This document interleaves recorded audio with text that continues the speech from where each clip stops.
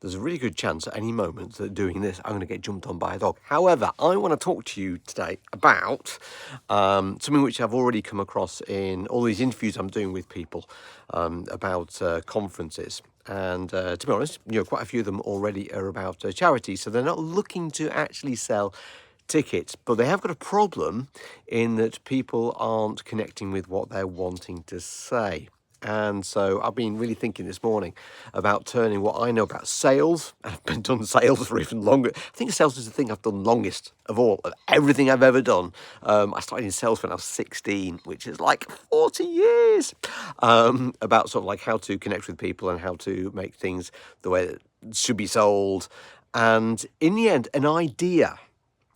Even if you're not charging for it, an idea. So take a charity has an ethos, a belief behind them, that they believe that if people looked maybe beyond the walls or beyond the structures or thought about things in different ways, they would get the results that they wanted.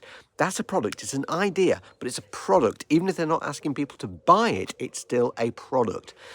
So the idea is, how can we get people to be able to engage with that product? How can we get people to buy into it? Because the strong belief is with the charity that if that person bought into that idea, then the client's world would be so much better. They would get the results that they're looking for. And I've been mapping out this morning a very, well, to be honest, it is complex. It's not easy, so I don't think that this stuff's easy. But I've been mapping out a way of helping charities to be able to reach the people who are their audience that they're trying to find, so they can build an audience, and from the built audience they can connect with them. I've been mapping out something which actually seems to be missed by a lot of people is talk about what actually people want the problem solving. This seems to be a big thing that I'm seeing charities say, well, we want to tell people about what this great idea is. And it's like, yeah, but your audience actually thinks that they want something else. So you need to be able to learn to be able to talk about the pains and about the prizes, what people are after. This is a Dan Priestley thing. The pains, the prizes, and the news, what's just in, or statistics, ways of thinking differently. And what I've been mapping out is a way in which you can use the first contact with people, that you can use a way of talking to people, which will create those first contacts, and then you'll be able to get them into webinars, or you can get them at events, and you can talk about all of their pains. And then you bring in, it's very simple, it's not new, isn't this? But you come in with the idea of saying, look, I really understand what you're struggling with. And then you come in with the insight. So this is a key thing is, hey, I've got a different way of thinking about this. That's what I do. If you look at everything I do, I've got a different way of thinking about things. And I'm sure that you do as well, especially if you're a charity. And you say, look, we've got a different way of thinking about this. This is what's really going on as the problem behind your thing. This is why your solutions haven't worked so far.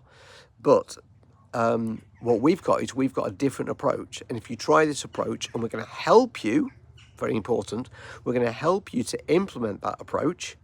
And by doing so, you'll have the results that you're looking for.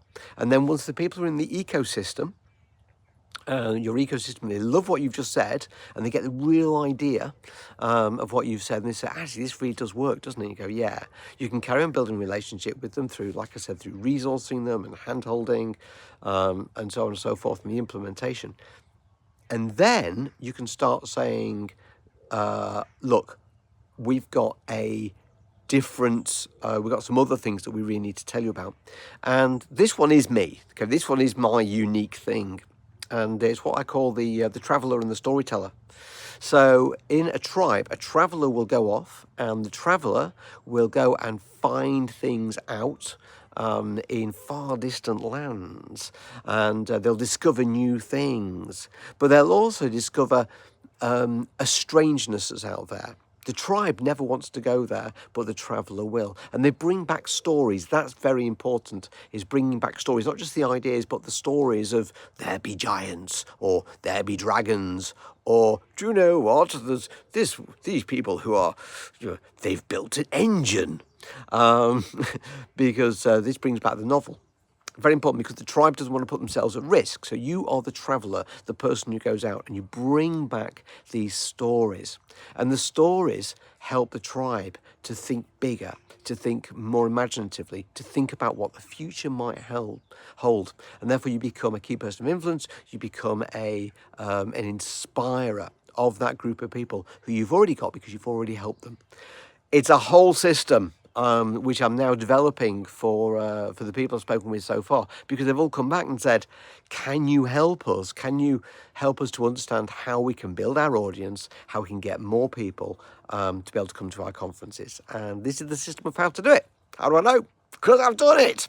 So it might be quite useful for you to know. So if that's you and you want to know more stuff, then yeah, I'd love to talk to you, and maybe we could talk about this, but maybe there's other things that we could talk about as well.